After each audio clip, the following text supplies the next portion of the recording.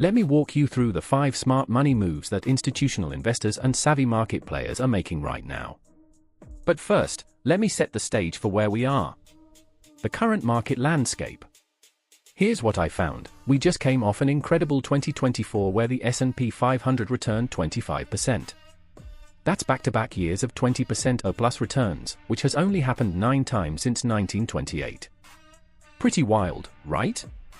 But here's the catch, and this is crucial: most of those gains came from valuation expansion, not actual earnings growth. The market got more expensive because people were willing to pay more for the same earnings. That's not something that typically repeats itself. Now, as we're into December 2025, inflation is still sticky at around 2.7% year over year. The Federal Reserve cut rates 3 times in 2024, but they just signaled in December that they're only planning about 50 basis points of cuts for 2025, way less than the 100 basis points they projected back in September. That caught a lot of people off guard and triggered some serious volatility. So what are the smart money players doing? Let me break it down. Smart money move 1, rotating into mid-cap and small-cap value. This is the big one I'm watching right now.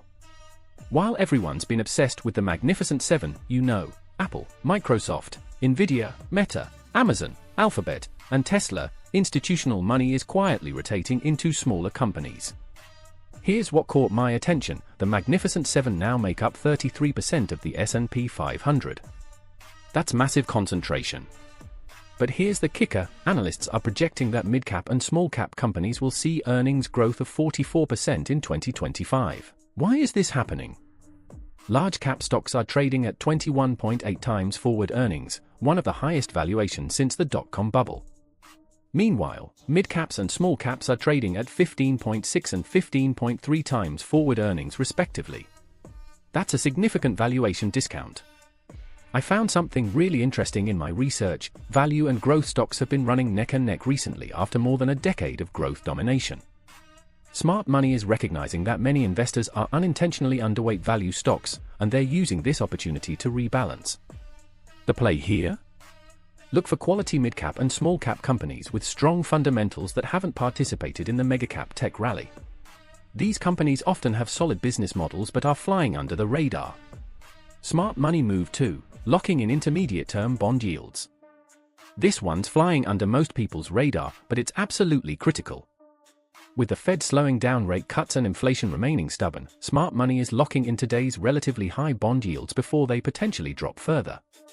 Here's my take on this: 10-year Treasury yields ended 2024 at 4.57%, up about 80 basis points in just the fourth quarter and higher than where they started the year. Now, for investors who've been sitting in money market funds earning decent yields, there's a real risk of reinvestment risk as the Fed continues cutting. What I discovered is that by moving into intermediate-term bonds, those with maturities in the 4 to 10-year range, you can lock in these attractive yields for longer. Plus, longer maturity bonds are more sensitive to rate changes, meaning they have the potential to appreciate in price if rates do fall. Investment-grade corporate bonds, Treasury inflation-protected securities, and municipal bonds are all getting attention from institutional investors right now. The key is to capture today's yields while positioning for potential capital gains if rates decline more than expected. I know bonds sound boring compared to tech stocks, but this is exactly what Warren Buffett and other legendary investors do. They look for asymmetric opportunities where the risk-reward is favorable. Smart money move 3, building positions in industrial and infrastructure plays. This is where the real future growth is happening, and smart money knows it. I spent hours researching this, and what I found is fascinating. Industrials have been one of the top-performing sectors in 2025, but the rally's not over. Here's why: we're seeing 3 major secular trends converging: reshoring of manufacturing, the massive AI infrastructure build-out, and factory automation. Think about it. Every AI data center needs power systems, advanced cooling, climate control, and sophisticated manufacturing equipment. Companies providing this physical backbone of the economy are positioned to benefit for years, not just quarters. AI-related business investment, led by massive outlays from large tech companies, contributed more than half of US domestic GDP growth over the past year. That's staggering. And these companies need industrial partners to make it happen. The smart play here isn't just buying industrial ETFs. It's identifying specific companies in aerospace and defense, construction, electrical equipment, and advanced manufacturing that have long-term contracts and are aligned with these megatrends. I also found that many of these industrial companies are less sensitive to economic slowdowns because they're riding long-term structural trends rather than just cyclical demand. That's the kind of defensiveness institutional investors want right now. Smart money move for increasing international equity exposure. Okay, this one surprised me when I dug into the data. After years of US market dominance, international stocks, especially developed markets, are making a serious comeback. Here are the numbers that got my attention. As of mid-2025, the MSCI EAFE index of developed markets had returned 25% year-to-date, compared to 26.1% for emerging markets and only 11.2% for the S&P 500. That's a massive outperformance. What's driving this? Two things mainly. First, the US dollar has declined about 10% in 2025 compared to a basket of other currencies. When the dollar weakens, international investments become more attractive for US investors because you get currency gains on top of market returns. Second, and this is crucial, valuations matter. The US market, as I mentioned, is extremely expensive. European and Asian markets are trading at much more reasonable multiples, and they're starting to see better earnings growth relative to their valuations. Here's what I found particularly interesting: smart money isn't going all in on international. They're making strategic allocations, maybe 15 to 25% of their equity portfolio, to diversify away from the concentration risk in US megacaps. The play here is to look at developed market funds focusing on quality companies in Europe and Japan, where you're getting better valuations and potential currency tailwinds. Smart money move 5, maintaining strategic cash positions while being selective. This is the most contrarian move, and it's straight out of Warren Buffett's playbook, which I covered in my last video.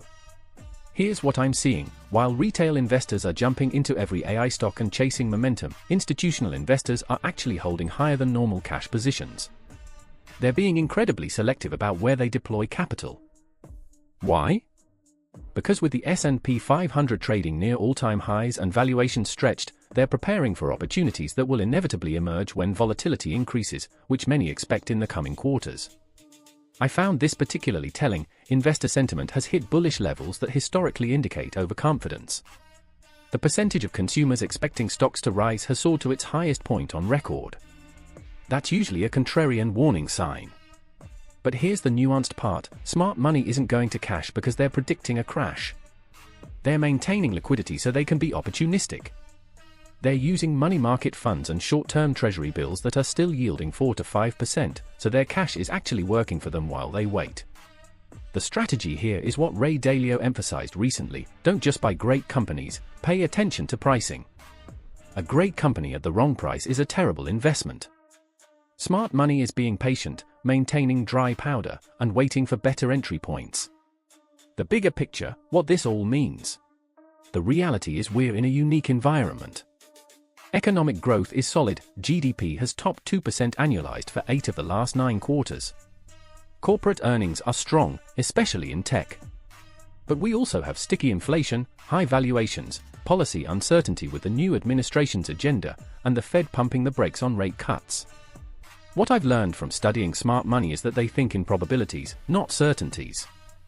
They're asking, what's the risk-reward here? Where am I getting compensated for the risks I'm taking?